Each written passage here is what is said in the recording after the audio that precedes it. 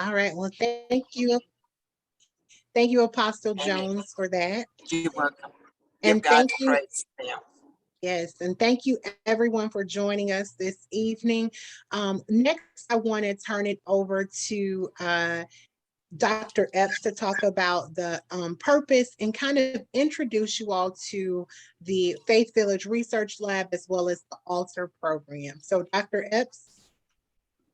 So good evening, everyone that's out there tuning in. I appreciate your time. And I just want to acknowledge the South Fulton Ministerial Alliance for being a partner with Altar. And Altar is a collaborative where we work with congregations, ministries, and churches to start them on their dementia-friendly journey. And so our biggest thing is we've noticed when we work in the community, a lot of Black families, and you'll learn more how dementia impacts the Black community. But when I ran into families that were facing dementia, they just didn't feel that they can seek comfort from their church family.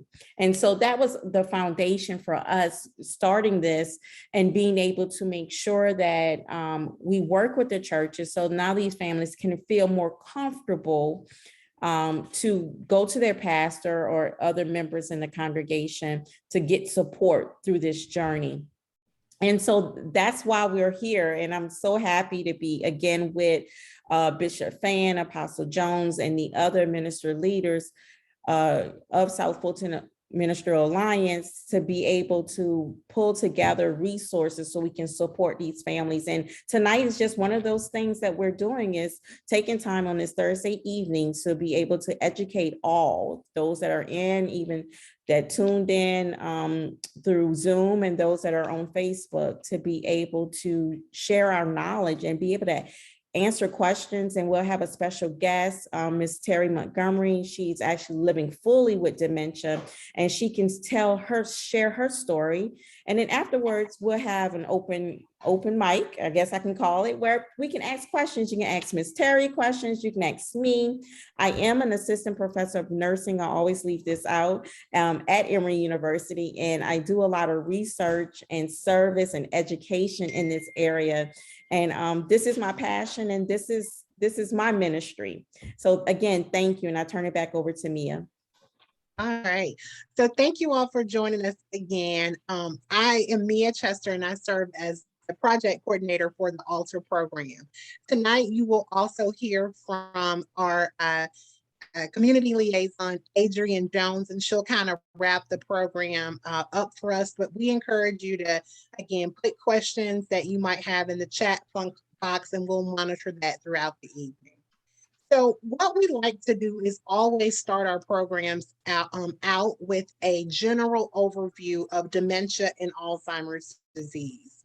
We think it's important to set the tone so that people know what the difference is, and ultimately why dementia affects the African-American community at a higher rate.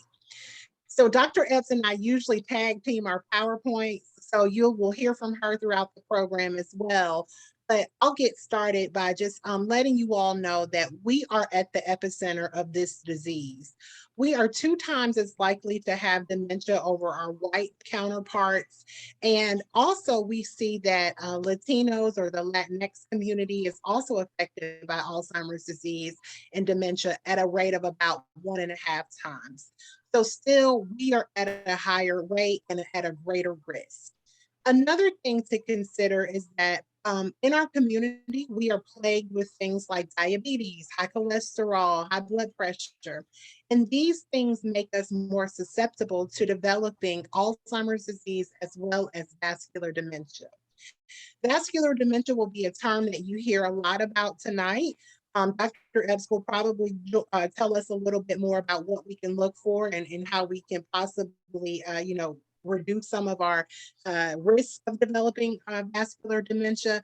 But it is a word that we want you to be familiar with, because it is one that is more prominent in our community. And lastly, we are, as African Americans, we are less likely to receive a formal diagnosis. So it's important to remember that oftentimes our community is late to recognize the signs. And when we do, when we talk to healthcare providers about what's going on, we are often kind of shooed away or not paid as much attention to as we should be because they don't take our concerns seriously. So among our counterparts, we don't receive a formal diagnosis early enough, as well as, at all. A lot of people in our community still recognize, words like senility or senile or Alzheimer's. And so it's important for us to talk about these things and to distinguish that this is a real condition that we do want people to seek help for. All right, so we will go ahead and go through our overview of dementia. And this slide just talks a little bit more about some of the really startling statistics around Alzheimer's disease. Some of the things that you will see here is that in Georgia, we estimate that there are more than 150,000 Georgians living with dementia. Now, that is an estimate. We think that that number is significantly higher because a lot of people don't either recognize that they have the signs and symptoms or they don't seek a diagnosis. So we know that that number is significantly higher. So thinking about that there are approximately 150,000 Georgians living with dementia, there is also a number that we want to bring to your attention, and that is over 500,000 caregivers are living in Georgia. So on average, it takes about 2 to 3 people to provide adequate care for someone that is living with dementia. And that's important to recognize because care partners need support and resources, and we want to make sure that people know where to turn. Other things that you might notice on this slide would be every 65 seconds, someone develops Alzheimer's disease in the United States. And one that is a little shocking is that Alzheimer's disease kills more than breast cancer and prostate cancer combined. But it is the only disease that cannot be prevented, cured, or slowed. So it is something that we definitely want to pay close attention to. So many of you may have questions about, well, what is dementia? What is the difference between dementia and Alzheimer's disease? And again, this is something that we want each of you to leave with a clear understanding of. So when we talk about dementia, dementia is usually known as an umbrella term, and you'll see the picture of the umbrella on the screen. It is a general term that describes problems with thought, mood, behavior, language, and judgment. And Alzheimer's disease is the most common form of dementia.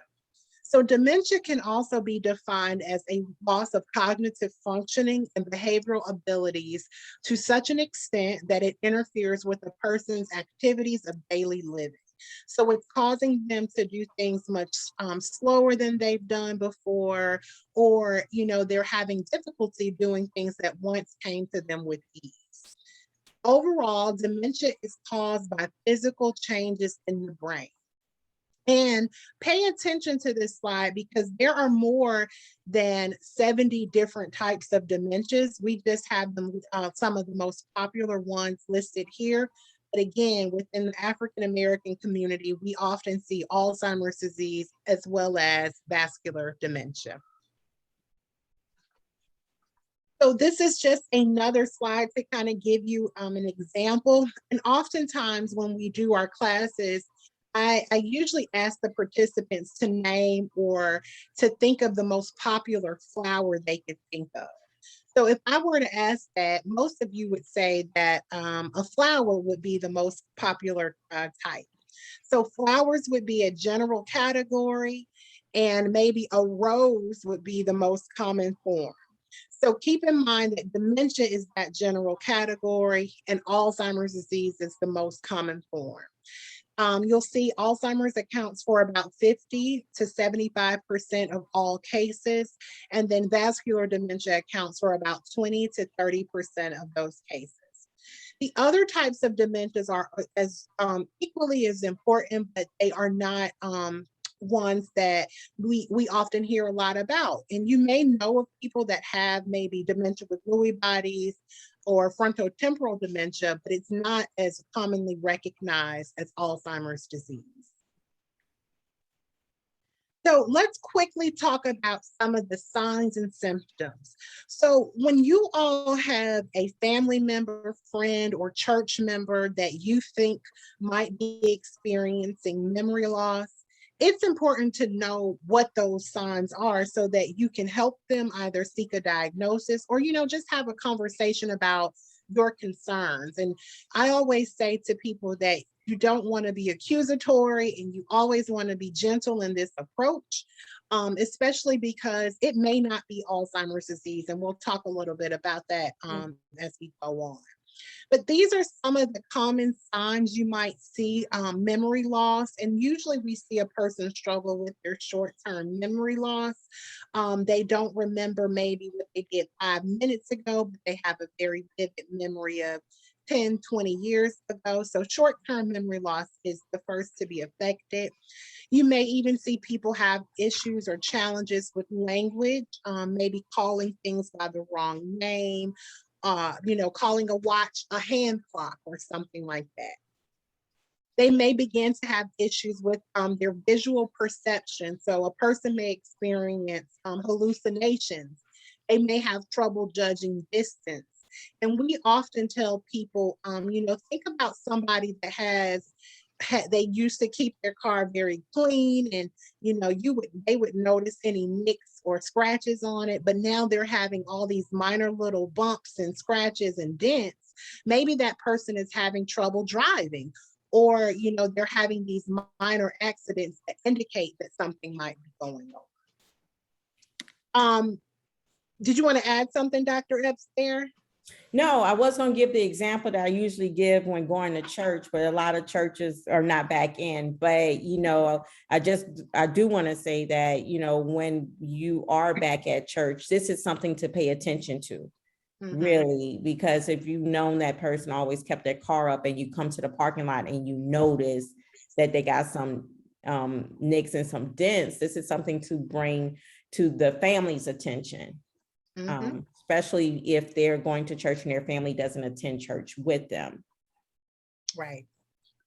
Yeah, and I think, thinking about that too, using the church as an example of the setting where you might see some of these changes, think about when it comes to problem solving. So a person maybe that would write their tithes the same amount every, week, they're now writing amounts that are much higher than they typically would write. Or a person is having trouble with getting dressed, they're having trouble with cooking, things that probably always came easily to them or without challenges, causing some sort of challenges for them now. So then you might see things, issues with self-management, and this can present in many different forms, but sometimes it presents in grooming, where that person is not able to, bathe as often as they did before, or get dressed how they used to. So you may see different variations of this. And again, this can present in many different forms. A person may have an inability to focus and pay attention. And you might even notice this when having a conversation with them, that you may you tell them of the time that you guys did something together or experienced something at church, and they can't recall that time, or they're just having trouble following that conversation altogether. And then finally, you may even see emotional or personality changes. So think about someone that was always easygoing, pleasant to be around. They are now very irritable, easily angered, and vice versa. So that can be, the opposite way as well. But all of these changes indicate that it is not typical for that person.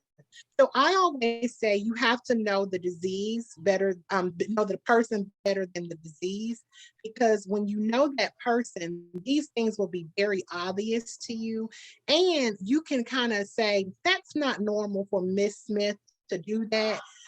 within the church. So I always say, make sure that if you notice these signs, jot them down, because you may forget that you had a conversation last week and noticed something was off. So write things down that you are concerned about, because sometimes you have to, prove it to your doctor that there's something going on, or to your loved one's doctor. Mm-hmm. And I will, you can go to the next slide, Mia, but I will just put in here that, I've had families tell me that, their dad was very talkative and he would talk and check on them every day. And all of a sudden he stopped doing that. And so it can be things just as subtle as that, where you don't get frequent phone calls from your parent as they did before. That is something, not to say, oh, they're just busy enjoying retirement. No, that is something to kind of pay attention to, because, for in this person's case, he enjoyed talking. He was a lawyer, but he started recognizing signs within himself. And so he withdrew. And he went into the withdrawal and more of isolation because he didn't want anyone else to notice. So these are just things to pay attention to. Mia, can I take a minute and go into the vascular dementia right quick to back up? Mia mentioned that the vascular dementia was, it really hits the Black community, and I want to make sure I explain why. And the reason why is because vascular relates to the cardiovascular system, the heart system. And when we have a disruption in any of our cardiovascular system, it puts us at risk for vascular dementia. And so you'll be like, what is that disruption? Well, I'm going to tell you, it's the uncontrollable diabetes, the high blood pressure that we don't want to take our medicines for. It is the many strokes that we think it's okay. Oh, I just had a mini stroke. Within 24 to 48 hours, I'm back to moving all my limbs. Well, those things build up over time. And specifically in communities of color, we're more prone to this just because of a lot of the social determinants of health, where we live, the access to food, healthcare providers, all of that stuff really puts us at risk for this. And that's what leads to vascular dementia. And so if you have a family member or a church member that has had several strokes or TIAs, whatever we may want to call them, please pay attention, because that can lead to vascular dementia, which is very prevalent in the Black community. So I just wanted to make sure I say that. I know I didn't say that earlier, but I wanted to make sure I get it in. And no, that's a great place to say it. And what the slide that we have up in front of you really does kind of explain that we want you guys to remember that the brain is quite complex. So there are many things and many roles that our brain is responsible for. So this slide just shows you an example of all of the different functions within the brain that it is responsible for. And one thing to note here is that when a person develops dementia, it doesn't always go in a predictable manner. So it doesn't always start in maybe one portion of the brain and go to the next, as we might predict it. So I always tell people that when you meet one person living with dementia, you've only met one person, because their experience and their different lobes of the brain will be different. Everyone will experience dementia differently. So the next couple of slides really speak to the spectrum of dementia. And what we wanted to show this because it's important to know that there are stages related to dementia.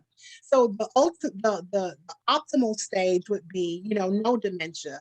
All of us as we age will experience, some memory loss, but not all memory loss is, in that category of dementia.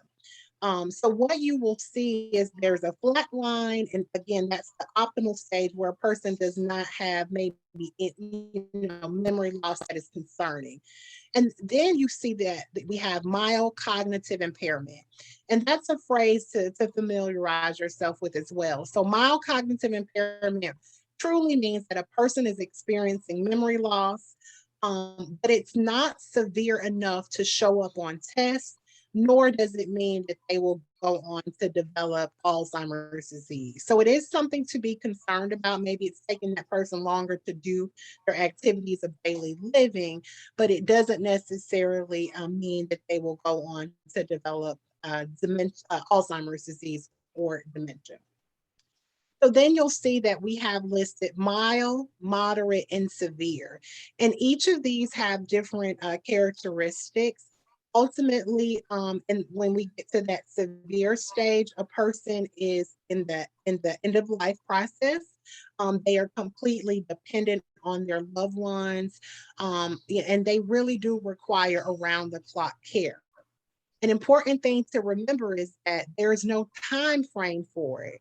So we can't say, how long a person will live within each stage, but we do know that a person can live anywhere from 3 to 20 years with dementia. So this, just think about that there are different stages and each person may be at a different stage. All right, so we talked about it may not be a dementia at all, and we want to elaborate on this. So sometimes we have memory loss or cognitive impairment that's not related to Alzheimer's disease at all. So if you know someone that is experiencing memory loss, it's important to check for, depression. Are they experiencing that, which may be related to social isolation? I think all of us are over being socially isolated. And some of us may be experiencing depression because of that. So depression can mimic those signs and symptoms, and we just want to make sure that it's not that. Medications can interact with one another to cause memory loss. And then there's other things like alcohol and drug abuse, dietary situations, traumas. And one that is not on the list, but really is important as you age, is dehydration. So it's important to drink water when you feel thirsty, because dehydration can cause you to be severely confused and disoriented. So we'd say make sure that none of these things are not causing the issue. Urinary tract infections, we all know those can cause a person to be confused. But the idea is once these are treated, usually that memory loss comes back to them. So these are what we call a group of reversible conditions that again can cause or mimic memory loss. Yeah. And so again, I just want to stress how important it is if any of the signs and symptoms that we mentioned, or if you have a concern about any type of cognitive impairment, please go to your healthcare provider, physician assistant, or nurse practitioner, so they can really run some tests. Because many of times, especially if you have a family member that's in a nursing home, it may be dehydration.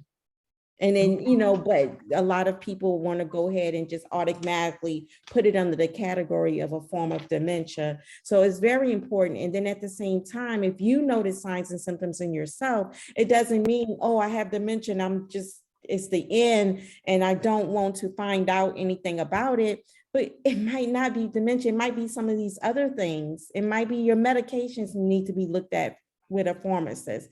So we really, really encourage that you do follow up with any healthcare provider, not any, the right healthcare provider, your primary family or a geriatrician, someone that focuses on older adults or whatever your age group is, to really have them do a full gamut of tests. All right. So Dr. Epps pretty much summarized it. If you did a great job. If you are experiencing those signs, these are the professionals that we recommend. She's right. You definitely want to include your primary care physician or provider, because you want them to all speak to one another and know what's going on. You don't want anyone prescribing, anything twice, or anything that's going to have negate one another medication. But if you aren't showing signs of dementia right now, what we ask that you do is do things to reduce your risk. And these are what we consider to be 4 components of healthy living. They are doing brain engaging activities. So people often say, doing a crossword puzzle or word search. And I always say, yes, those are good, but you want to do things that are challenging for you. So if you're doing things that create new pathways in your brain, you're doing a great job there. So do things that are going to be challenging for you. Social engagement is important. And while it's more challenging these days, we do have platforms like Zoom. There's free conference call where you can really try to connect with others. And we really want you to do that, especially because we know that social isolation can have many negative effects on your health. And so being socially engaged is really important. The next one is diet and nutrition. So we say eat healthy. Look towards the DASH diet, which is dietary approaches to stop hypertension, as well as the Mediterranean diet. Those are two diets we recommend that are both heart healthy as well as brain healthy. So you'll get benefits from both. And then finally, we say exercise. And, while there's no single recipe, doing exercise that is right for you, finding what's going to work for you is wonderful. But my tip is break the sweat when you're doing it. If you're not sweating, step up the intensity a little bit, but the goal is to get your heart rate up. And all of us can do some variation of these things, but the idea is for us to reduce the risk of developing dementia. So let's talk quickly about the medications, and Dr. Epps can elaborate on this, but overall, there are medications on the market to help. Some of the ones you all may have heard of or may be familiar with are Aricept, Namenda, Exelon, Namzaric. But one of the things to remember is that the medications only treat the symptoms of all dementia or Alzheimer's disease, and they will not reverse any of those conditions. So you may see some change or some, improvement, but it won't last forever. And again, it's only going to treat those symptoms. Anything to add there, Dr. Epps? Nope, I think if I can stress that it does not slow down the progress. It treats the signs and symptoms that are associated with some of the, with many of the different types of dementia. Yeah. All right. So the next slide talks about Life Simple 7. And we've kind of addressed these different things. And what you'll see is that we promote, a healthy lifestyle. So, keeping your blood pressure under control. I always say if you're not smoking, you don't start. But if you are doing any of these things or you're struggling with them, you want to start working on them now because, again, a healthy heart is related to a healthy brain. So making sure that these things that you can change that are modifiable, you can start doing those different things now. Yeah, and y'all will start hearing a lot in the community about brain health. They are promoting this really big this year, and it really boils down to these Life Simple 7. But I think, we need to look at how important brain health is, and that starts early on. So you don't have to wait until you're in your 40s like me to do some of these things. This starts really with the youth. And this is how you can get the whole family involved, the whole congregation involved, because this is all about brain health. And even if you have signs and symptoms of dementia, you can still participate and try to maintain the function that you do have, and you still participate in these brain health things. All right. So I think we're towards the end of our program. Just some tips for you all as we wrap up that we want to encourage each and every one of you, if you're 65 and older, and if you're younger, really take advantage of memory screenings. These memory screenings are very helpful for, early detection. If you suspect dementia, it can help you be more proactive and respond earlier. It also, by doing some of the screenings, it can give a person more time to plan because if you will have some of the signs and symptoms, you can put things that you've always wanted to in place. And I always say that we don't want people making decisions for us. Sometimes we don't even trust our own children to make decisions. So this allows you to be a vocal part in what you want and how you want things to be carried out. For the memory screenings, we typically hear and know that people usually participate in ones that will ask people to remember, maybe 3 words. They'll talk for about 5 minutes, and then the provider or professional will say, well, what are those 3 words? And a person may be asked to draw a clock. There are some different variations of that, but that's pretty much the basic screening. And the screening is just that. It won't tell you if you have dementia, but it is an important first step in determining what might be going on. And then lastly, I would always recommend, and I'm sure Dr. Epps would second this, to have a memory screening and a depression screening done at the same time, because again, a person could be experiencing depression, which causes some cognitive impairment for them. So please, go ahead, Dr. Epps. Yeah, I was going to say, in the chat, and for those that are listening in, if you go to mybrainguide.org, if you cannot get into any practitioner or clinician, they actually have an online memory assessment that they do, and then they can give you guidance afterwards. And it's pretty good. I've had some input on the revision of it. So I totally recommend that. Again, it's mybrainguide.org. Feel free, if anybody in your family, anybody in a church congregation does have questions about their memory, please just go right there. And it's very simple tool that they've put together that they can do online and do it on their phone. All right. So that brings us to the end of our presentation, but we want to remind you to stay connected with us. Every month we put out an excellent newsletter about faith in dementia, caregivers, many different topics, but it is something that everyone can benefit from. We share resources and different events. So I would say if you want to be added, you can put your email in the chat box and we'll be sure to gather it. But we also would encourage you to sign up for our research registry as well, because we want to promote more of us participating in clinical studies and trials, because our community having a presence is just as important as our other counterparts. So Dr. Epps has a research registry where you can stay connected and know what studies are going on that she might be leading in the community and that you can participate in. And then finally, reach out to us. We are a resource for you, especially for South Fulton Ministerial Alliance. If you all need support or connection to resources, we are definitely here to help.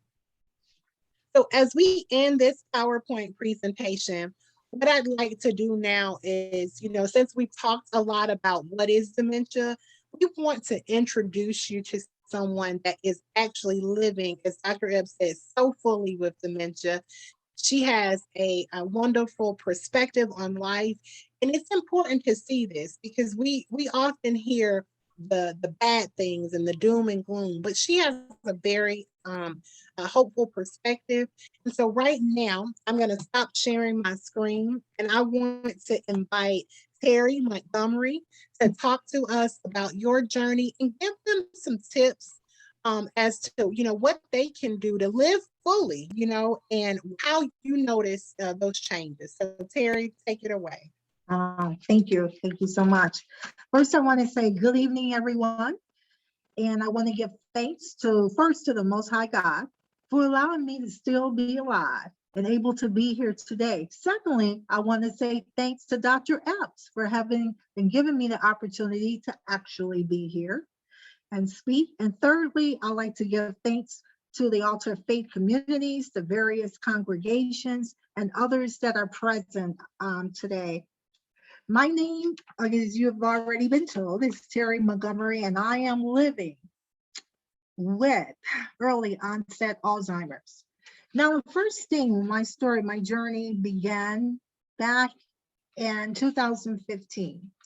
And the first thing, whenever we're talking about we have dementia or people see those that has dementia, first thing they say, they don't look like they have dementia. Hey, we can't help that. We're not going to necessarily look that role. We're not going to try to look that role, but it is what it is. So when I got my diagnosis, I'll just share a little bit.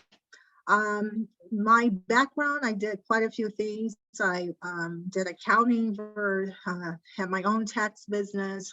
I did customer service. I did public speaking, public service. I did human services. In my last job that I did was in social work, and that was one of my favorites in helping other people and give me that opportunity.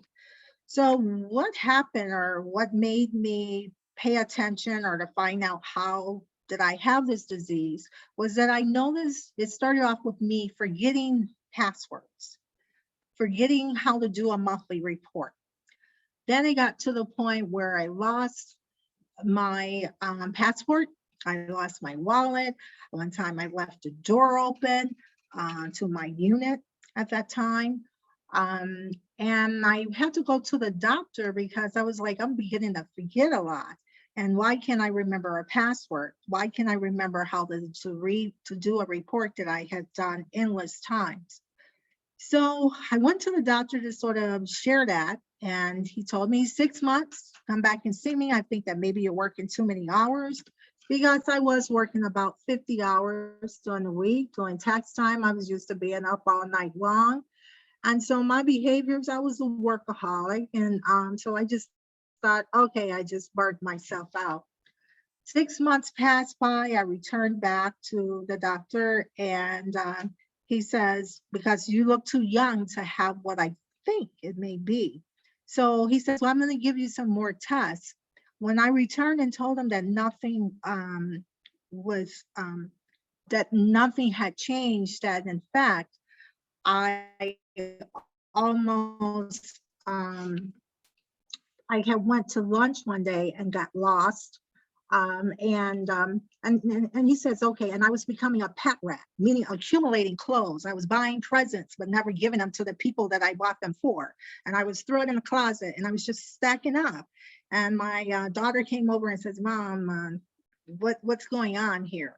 Long story short, he listened to me, and I got started to take the testing for the MRI at that time, the CAT scan of the brain and all of that. And I have to slow this down, the neurological, psychological evaluation. And that was like about a 6 to 8 hour test. And once the results came back, I was referred to a neurologist to be given the test results, and that's when I was told that I had early onset Alzheimer's. When I got that diagnosis, the first thing that you don't have hope, because you're just told that you have a terminal illness. You're told that there is no cure. You're told that there are medicines that can sort of help you pace through this disease and get through it, but it's no cure to it. And also to put your affairs in order, the typical things that we're told during that time. And then that gives you leave there feeling a little bleak, like, and in my expectation, I thought I would be dead within 6 years. I am actually in year 6 of living with this disease. But after I left there, I had a brother-in-law that also had Alzheimer's that had it for a few years. So I joined, rather than feel sorry for myself, I actually volunteered and became an advocate for the Alzheimer's Association, got involved in the support group. And the more that I learned, and the more as to how this disease will be in the future, is the more I fought it. Meaning I changed my diet, the way how I ate. I changed to make sure that I kept busy, engage, socialize, and definitely never feel sorry for myself. After doing that, that was in 2015 that I was diagnosed. It wasn't a full year in 2016 that I was diagnosed with breast cancer in the left breast. The thing about having or dementia and you get other diseases is that you have to be able to let the doctor know or others know that you're still valuable. You have to look at yourself that, okay, so I got this. And you also want to make sure you have 2 diagnoses whenever you're given one. I'm in learning advocacy and to speak up for myself, because sometimes in the African-American community, that's what we'll find out in many organizations that are out there to educate you about that and also to get involved. So by having this diagnosis, that you're able to do things to help other people understand and get through it and to stay healthy yourself, engage in something yourself. So what happened after receiving living the life of dementia and receiving my cancer diagnosis? The doctor said to me, okay, all right, you have dementia. So I don't know like what decision to make, whether you would want to do a lipectomy or you want to lose your entire breast. Now I got dementia. How do I know what to do or what you should do? I'm like, so why are you asking me that question? You are the expert. I have a family history of my mom having breast cancer. So why would you ask me that question? So I didn't particularly like that response from the doctor. And then I was diagnosed that November of 2016, but could not have surgery until February of the following year. Because you find out in November, so you're waiting December, you're waiting January, and now you're in February that you had to wait. Like it was no urgency because you have dementia. And you have to speak up. And if you don't speak up and be your own advocate, woe to you.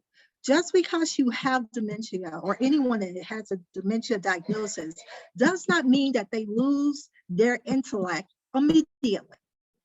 It's something that's done progressively. There's a lot of things that, I was super smart back before I got this, but at the same time, there's things that as we lose along the way, it's a focus on those things that you can do. And that's rule number 1, and not focus on the things that you can no longer. Pay attention to what you eat, pay attention to your health, make sure you go on time for examinations. I saw the second opinion, and at that time they would have been able to remove the one breast, and to do the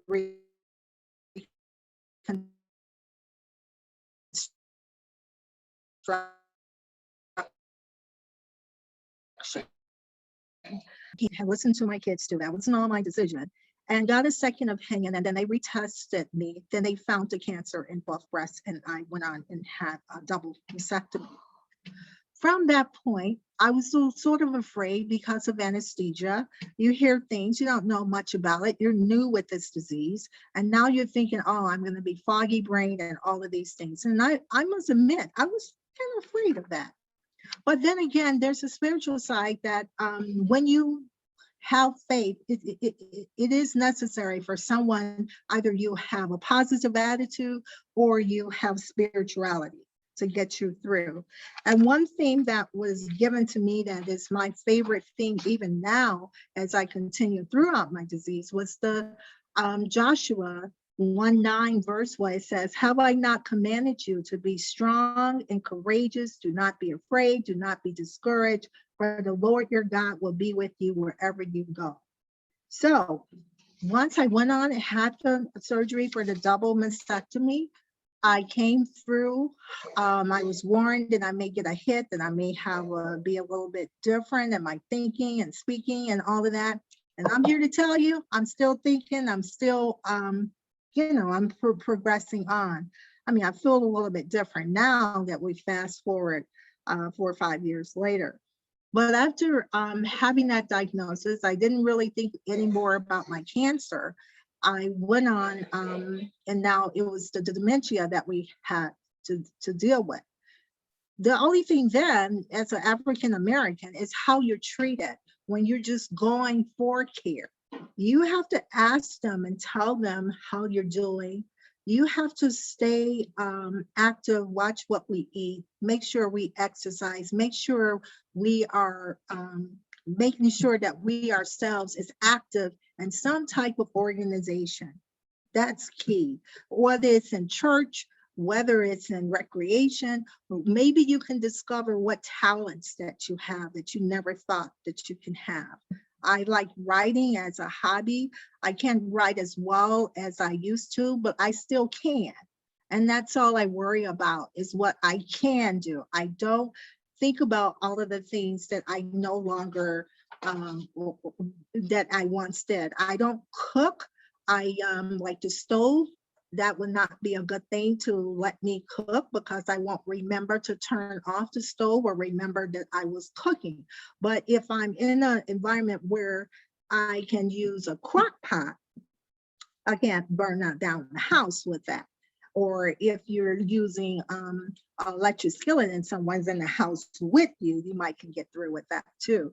But it's just a matter of finding tools of things that you can do, so you don't think that you have to be so dependent upon others watching over you.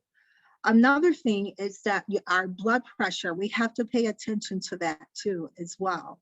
And to make sure that whatever is going on, just because you have dementia doesn't mean that you can't keep up with how you're feeling. If you're aching, if you're having headaches, if you're no energy, you have to tell someone that. But the most important thing is to try to stand up and be your advocate, because no one is going to be that advocate for you. Or you be the advocate if you are a caretaker for the person who has dementia. And why it's so important to me to advocate is because I was 58 when I was diagnosed. But when you get into seeing and meeting people that are, I think the youngest person I met was 34 or 38 years old. Then continuing on this journey, typically you have people that's 40s and 50s. It's a target time now. It used to be in the 50s when I got my diagnosis, because I was 58 and it was like people 51, 52, all the way up through 59. But now when you're in a group, it's affecting people that's 40, 41, 42, 43, 44, 45, 46, 47, 48, 49. That is too much. And it's so common, and we're not paying attention, and we need to, especially in our community. It is not like something that, oh, that person got it because they drink, or that person got it because of whatever reason that we don't even know. Because I don't know how I got it. But I'm just saying that we, as a community, need to get involved. They have all kinds of clinical trials that are out there. We need to ask about them, to find out about it. That if that happens to a family member of ours, we need to have that family member on that list. We need to also believe that even though we have dementia, that it does not control you. You control it for as long as it can be controlled. I'm going to say that again. It don't control us. We control it until we no longer have control. So we can't waste time on not investing time to go to the doctor or to recognize those things that we no longer can do. Thank you so much. That's wonderful. Continue if you have more. I was just thinking that's a wonderful piece to say. I'm glad you repeated it. Okay, I'll stop. Yes, thank you so much, Terry. I think it's important for people to hear from you and really, learn from your journey as well. So I thank you for blessing us with that tonight. And we really do hope that people are more proactive because of your story. I hope so. Yeah, Thank you. Thank you. You know, much love. I'm sending all my hugs your way, Terry. I appreciate you for being a supporter of the work that we're doing in the community and coming out. You made some good points, and I just want, we'll open it up for questions. And for those, I can open up the mic if you want to verbally ask your questions, because I think this is really key. We have never done this before, have someone that's living with dementia. And this is where not only you can hear from me as a nurse, but you can also hear from Miss Terry, who has been living with dementia for 6 years, right, Miss Terry? Yes. And she can really, because many of you all may be caring for someone, and you might want to just kind of hear, what things can be done and interacting with the doctor. So I think it was just so valuable. I appreciate you so much, Terry, and for them to see exactly, you made a great point. What does dementia look like? Because so many people think it's someone that may be in their 90s, late 80s, barely could walk, but it's not. And there's people in their 30s. And in our group that we have people in their 40s. We have a group called Black Dementia Minds. And so, it hits home to me because I am 43. And I hope it hits home to everyone that this is not just for old folks. This is why it's so important for us to educate, be aware, and start practicing brain health early on. So me, I'm not sure how you want to do it. I'll open up the mic, and if anybody want to put questions in, I see Apostle Jones. She didn't put her face on the camera, so I know she has something to say. And then I'll be monitoring Faith Village, the Facebook, also for questions. So I'll go ahead and let you moderate, Mia. All right. So yes, now is the perfect time. If you have questions, please let us know. I think we have one hand up. So I'm going to jump to them first, and that is Bishop Dan. Well, thank you for unmuting me. I appreciate it. And thank you for this. Don't Dr. Epps, leave me alone.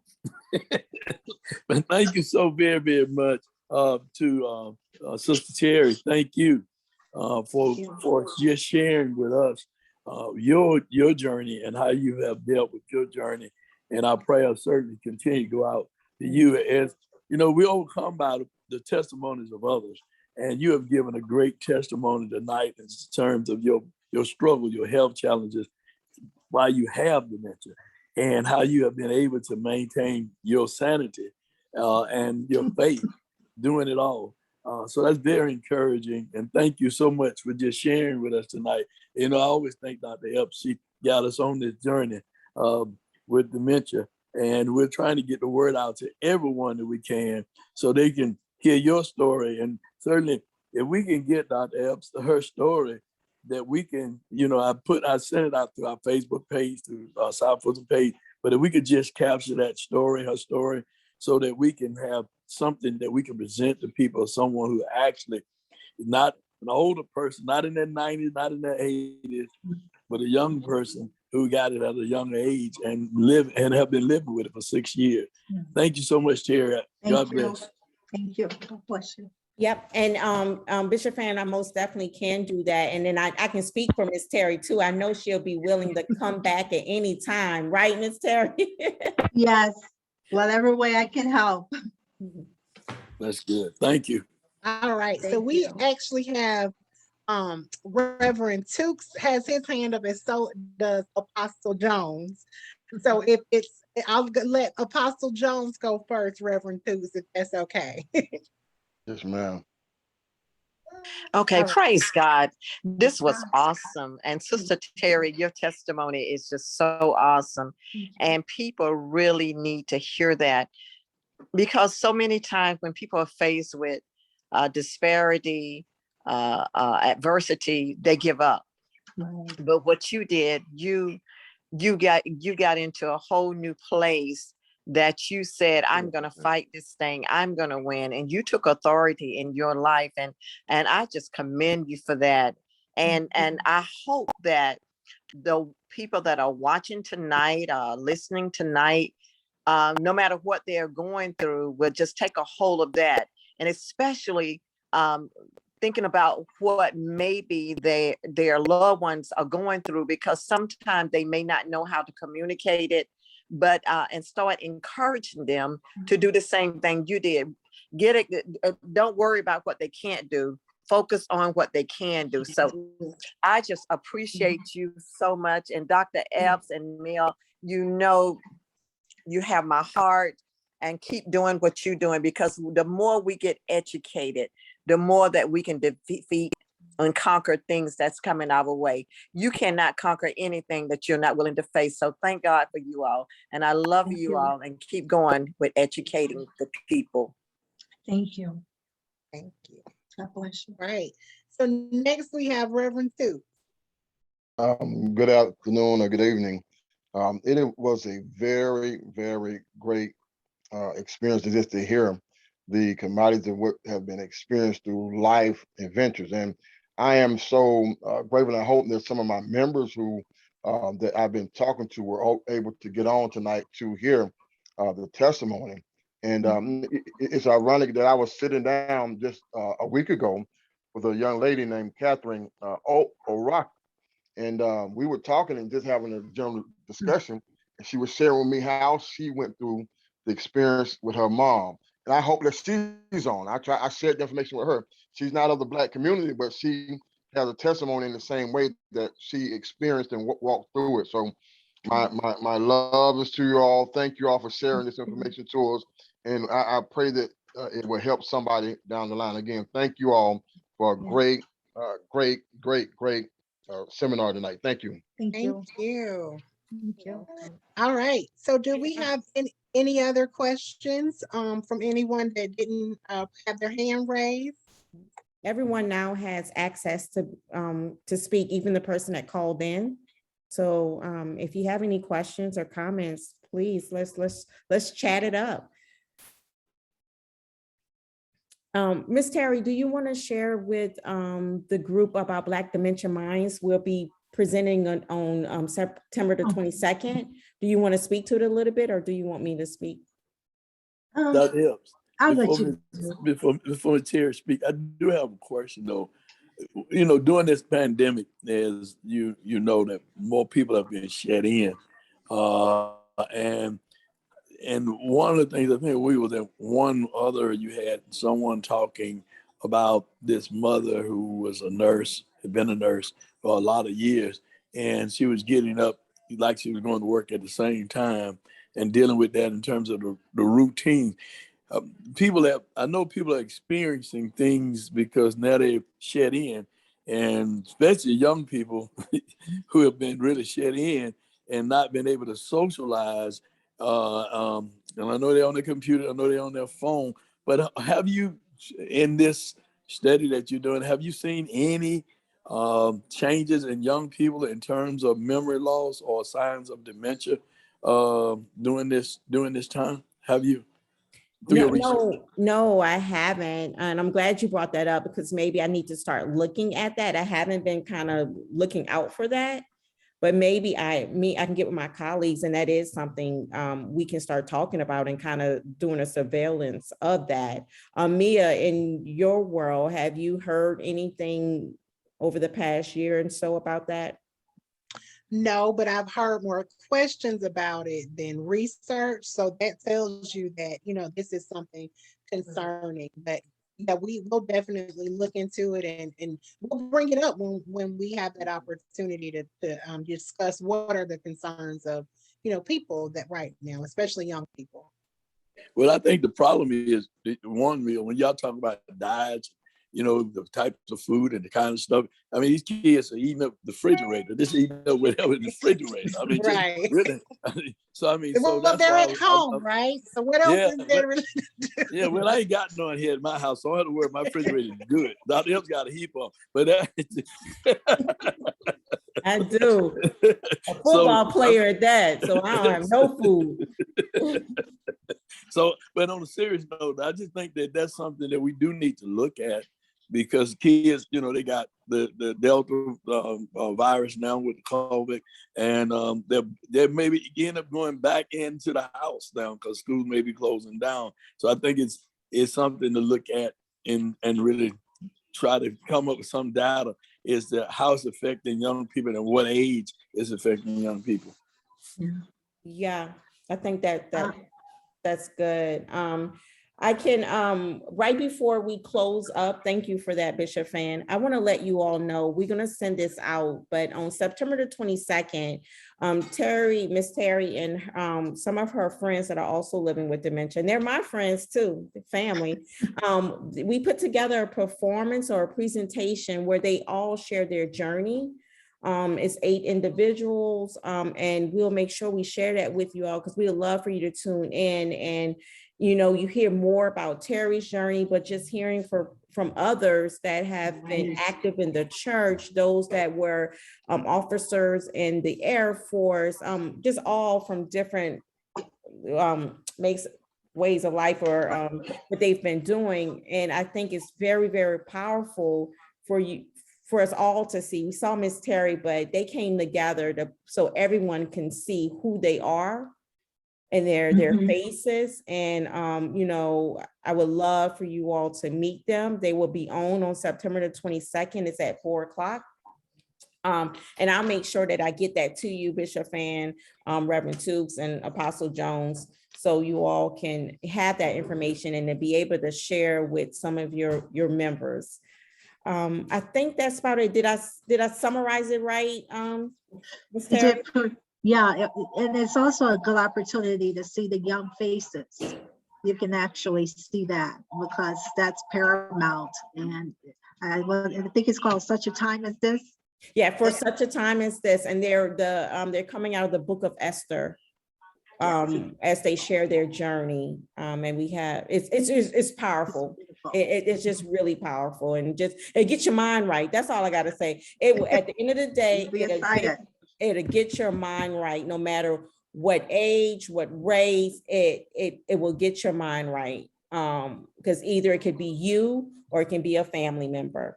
So I thank you all again. I'll pass it on to Adrienne so she can give us some remarks, and Bishop Fan, you can pray us out right after Adrienne. Okay.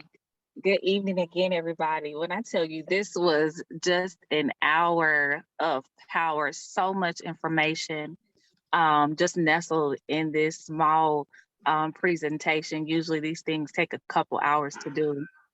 But thank you, Mia. Thank you, Ms. Montgomery. Thank you, Apostle Jones. Thank you, Dr. Epps, for all of this. And it hits close to home for me because my grandmother, she hasn't been officially diagnosed, but she does have early stages of dementia. And, you know, I know we can all take all this information back to our families, back to our communities, especially back to our churches. But we thank everyone for their attendance this evening. And I'm going to hand it over to Apostle Jones to close us out in prayer. Thank you. I got it. Dear Father, we thank you, Lord, for this day. We thank you for this opportunity to come together as men and women of faith, dealing with the issues that we're faced with as it relate to memory loss. And God, we thank you for having people who are concerned about the least, the less, the loss, and the thing that they may not be going through, but family members and community members may be, that we might be able to share this information so someone may be helped by knowing what to look out for and how to deal with these issues. In your name we pray. Amen and amen.